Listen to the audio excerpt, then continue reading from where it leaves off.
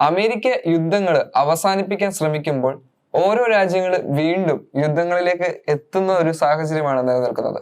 അതായത് ഇപ്പോൾ ഇസ്രായേലും ഗാസയും തമ്മിലുള്ള യുദ്ധം അവസാനിപ്പിക്കാൻ വേണ്ടി അമേരിക്ക ശ്രമിച്ചു. അതുപോലെ തന്നെ യുക്രൈനും റഷ്യയും തമ്മിലുള്ള യുദ്ധം അവസാനിപ്പിക്കാൻ വേണ്ടി അമേരിക്ക ശ്രമിച്ചു.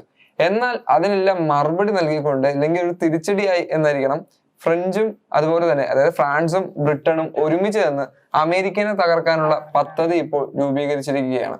അപ്പോൾ ഈ രണ്ട് രാജ്യങ്ങളും നല്ല ശക്തിയുള്ള രാജ്യങ്ങളാണ്. ഫ്രാൻസിന്റെ പ്രധാനമന്ത്രിയായിട്ടുള്ള ഇമ്മാനുവൽ മാക്രോൺ പല തീരുമാനങ്ങളും അമേരിക്കക്കെതിരെ എടുത്തിട്ടുണ്ടായിരുന്നു. മാത്രമല്ല, യുക്രൈനെ തകർക്കാൻ ശ്രമിച്ച ഒരു സാഹചര്യം നിലനിൽക്കുന്ന ആ സമയത്ത് യുക്രൈന് വേണ്ടി വരുന്ന എല്ലാ സഹായങ്ങളും ഇനി ഫ്രാൻസ് നൽകിക്കോളാം എന്നുള്ള രീതിയിൽ അദ്ദേഹം കുറച്ച് സ്റ്റേറ്റ്മെന്റും കൊടുത്തിരുന്നു.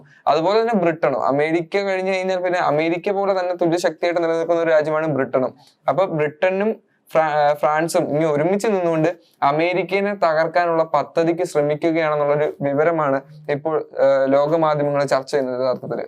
അതെ, പക്ഷെ ഇവരിപ്പോ ഒത്തൊരുമിച്ചാണ് പ്രവർത്തിച്ചുകൊണ്ടിരിക്കുന്നത്. അപ്പൊ അമേരിക്കയിൽ നിന്നും പിന്മാറുകയാണെങ്കിൽ അത് യഥാർത്ഥത്തിൽ ഇവർക്കൊരു വെല്ലുവിളിയാകും എന്നത് ഒരു സംശയമില്ല. കാരണം അമേരിക്കയാണ് ലോകശക്തി, അമേരിക്കയാണെന്ന് നമുക്കറിയാം.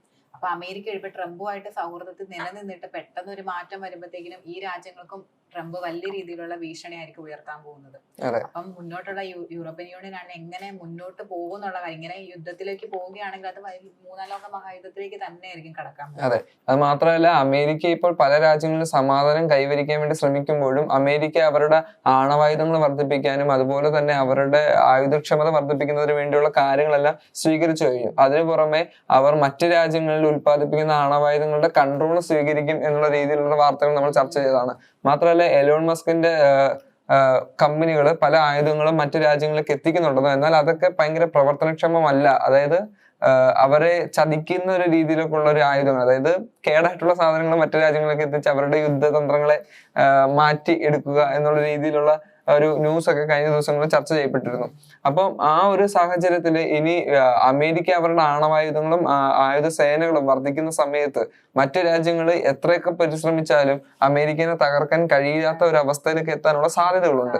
കാരണം അമേരിക്ക നമുക്കറിയാം ഏറ്റവും ആയുധങ്ങളുടെ കാര്യത്തിലാണെങ്കിൽ പോലും ഏറ്റവും മുൻപിലാണ്. കാരണം ഇപ്പം ഇസ്രയേലും ഗാസയും തമ്മിലുള്ള യുദ്ധത്തിലാണെങ്കിലും അതുപോലെ റഷ്യ യുക്രൈൻ യുദ്ധത്തിലൊക്കെ ഒരുപാട് സഹായങ്ങൾ നൽകിയിട്ടുള്ള, ആയുധപരമായിട്ടൊക്കെ ഒരുപാട് സഹായങ്ങൾ നൽകുന്ന എല്ലാ രാജ്യങ്ങളിലേക്കും യുദ്ധത്തിനുള്ള സഹായം അമേരിക്കയാണ് നൽകാറുള്ളത്.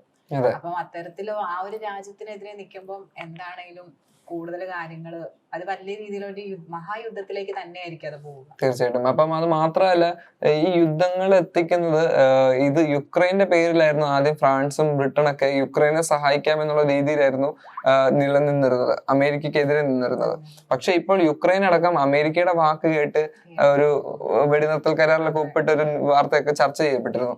അപ്പൊ യുക്രൈനെ സഹായിച്ചതിന്റെ പേരിലാണോ ഈ ബ്രിട്ടനും ഫ്രാൻസും ഇപ്പോൾ തകർന്നത്, അല്ലെങ്കിൽ അമേരിക്കക്കെതിരെ നിൽക്കേണ്ടി വന്നതെന്ന് നമുക്ക് സംസാരിക്കുന്നു.